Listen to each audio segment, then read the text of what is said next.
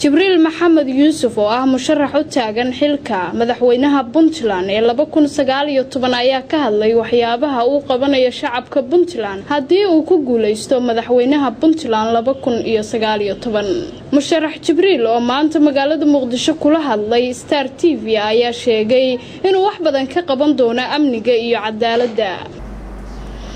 Bismillahir Rahmanir Rahim. Wassalatu wassalamu ala sayyidina Muhammadin. Dhammaan dadweynaha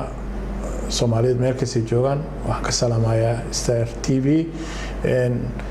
waxaan rabaa halkan aan ka sheego inaan ahay musharax u taagan madaxtinimada dowlad goboleedka Puntland ee 2019 waxa arinkaas ugu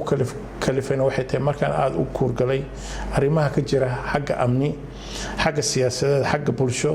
xagga deegaan iyo xagga dhaqaale ee Puntland marka arintaas aan u kuurgalay waxaan ogaaday in wax aan ka bedeli karo anigu hadaan ahay Jibriil hadii aan ku noqdo waxyaabo aan ka qaban doono wax ugu horeeya waxay tahay amniga kaas ah mid lama huraan ah hadii la rabo dal howlo markiis in la gaaro in uu yahay midka ugu horeeyso ugu muhiimsan in wadankaas maartay wax laga qabto taasina waxay tahay macnaheeda in ciidanka tirikoob ku sameyn doona ciidankana u dhameystiri doona qalabkiisa ay leeyihiin qalabka ay ku dagaal tagaan sidoo kale waxaan wax ka qaban doona cadaaladda dhaqaalaha iyo waxaan sidoo kale aad wax uga qaban doona midnimada Puntland sidoo ogsoontiin Puntland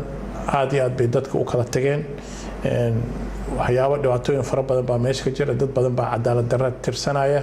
taasna waxa khasab ay ku tahay in maartay waxyaabo u horeyso oo wax laga qabtay ay tahay la soo celiyo reer Puntland ayadoo Puntland la filayo 2019 inay ka dhacdo doorasho Habboon Yaasiin Jaamac telefishinka Star Muqdisho.